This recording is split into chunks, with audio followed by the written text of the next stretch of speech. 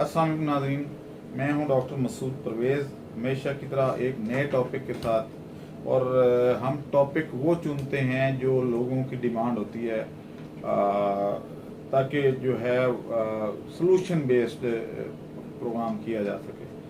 तो आज का टॉपिक है कि क्या सीमेंट के टैंक में बायोफ्लॉक कामयाब है। ये बहुत ज़्यादा लोग मेरे से पूछते हैं। अब फर्दन अब पॉसिबल नहीं रहा कि मैं हर एक को वो बताऊं, क्योंकि मेरे पास अब टाइम ही नहीं है कि मैं एक एक बंदे को डील करूं। और इस तरीके से तो मैं अगर सब की कॉल भी अटेंड करूं और कोई और काम ना भी करूं तो भी मैं सबको जवाब नहीं दे पाऊंगा, क्योंकि कॉल्स बहुत ज़्यादा आती हैं, मैसेज बहुत ज़्यादा आते हैं। एक तो आपसे रिक्वेस्ट है कि आप अपनी वॉइस मैसेज जो है वो मुझे रिकॉर्ड करके सेंड कर दिया करें, जो भी सवाल है। एक तो टू द पॉइंट मैं आपको जवाब दे पाऊंगा, और दूसरा ये है कि मेरा टाइम बच जाएगा और जो टाइम फ्री होगा मैं उसमें आपको ज़रूर रिप्लाई करूंगा। अच्छा, आज का जो टॉपिक है कि क्या कच्चा पाउंड उसी तरीके से कामयाब है या तारपुलिन वाला टैंक ही बनाना ज़रूरी होगा। तो उन लोगों के लिए मैं थोड़ी सी इसकी बैकग्राउंड बताता हूँ कि तारपुलिन वाला टैंक हम क्यों लगाते हैं। अगर कच्चा पाउंड बनाएं तो ज़ाहिर है वो खोद के बनाया जाता है। और आजकल आपने देखा होगा ये जो मौसम है कि जिन लोगों के तालाब हैं वो इंतहाई प्रॉब्लम में है कि उनकी इरेशन पूरी नहीं हो रही और मछली की अमवात हो रही हैं। जब भी हब्स का मौसम होगा ऑक्सीजन ड्रॉप हो जाती है। तो इसलिए एक तो ये प्रॉब्लम थी कि कच्चे पाउंड में क्या है। दूसरा ये है कि उसमें बिजली का खर्चा बहुत ज़्यादा है, यानी आप मुसलसल एक ट्यूबवेल उसमें आपने किया हुआ है, पानी उसको भर रहा है और सारा कुछ है।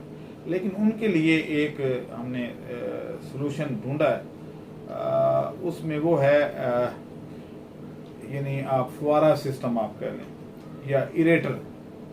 तो वो इरेटर जो है वो हमने ट्रायल तो अपने बायोफ्लॉक टैंक में किया है, लेकिन ये है कि आप इसको ओपन पाउंड में ये बहुत ज़्यादा इफ़ेक्टिव है, यानी बायोफ्लॉक टैंक की निस्बत ये तालाब में ज़्यादा इफ़ेक्टिव है। आप इसकी वीडियो देख सकते हैं।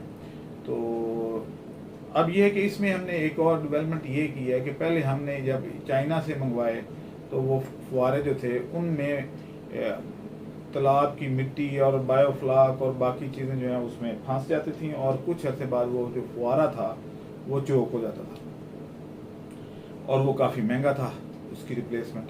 तो फिर इसमें हमने पेट बॉटल जो आम घरों में पेप्सी और कोका कोला ये वो नेस्ले, इसमें हमने एक सुराख करवा के तो इसको यूज़ किया है। एक तो ये बहुत देर से ब्लॉक होता है और अगर हो भी जाए तो ये फ्री है।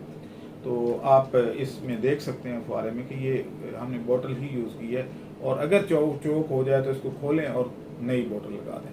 तो इस तरीके से ये आसानी से आप ये रिप्लेस कर सकते हैं और फ्री ऑफ कॉस्ट कर सकते हैं।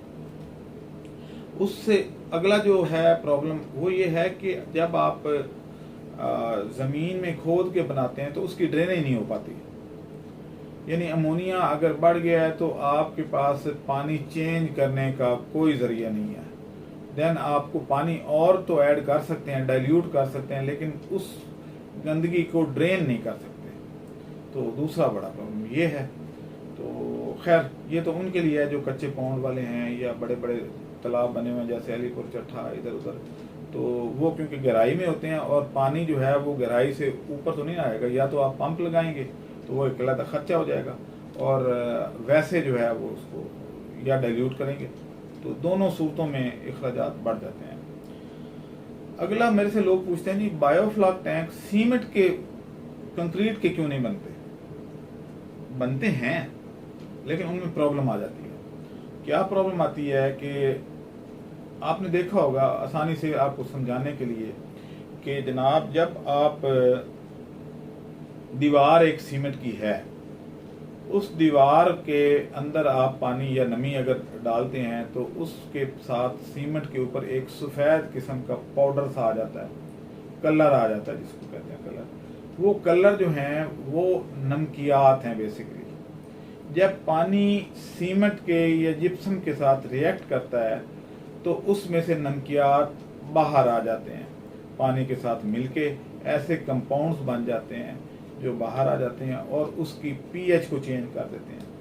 अब जब पीएच मुसलसल चेंज हो रही होगी तो मछली डिस्टर्ब रहेगी, वो ग्रोथ नहीं करेगी और ऐसी सूरत में आपकी मछली प्रॉब्लम में रहेगी।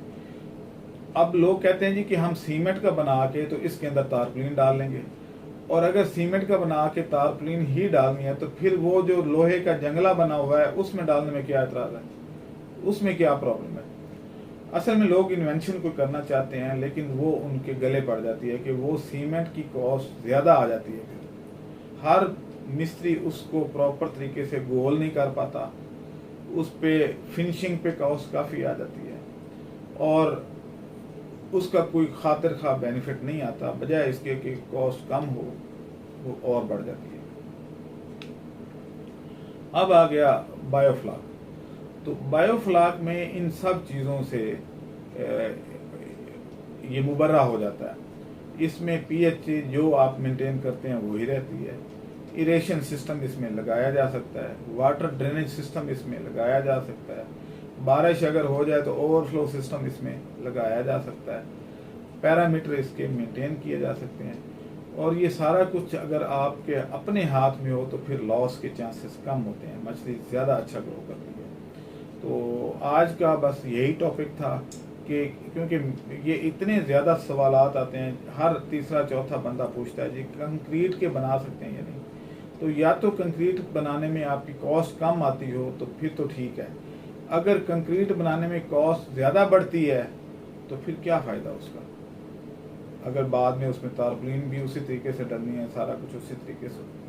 और इसमें अक्सर ये भी होता है कि लोग कहते हैं जी कि हम कंक्रीट का इसलिए बनाना चाहते हैं या ईंटों वाला कि इसकी लाइफ ज़्यादा है, हालांकि उसकी लाइफ ज़्यादा नहीं होती।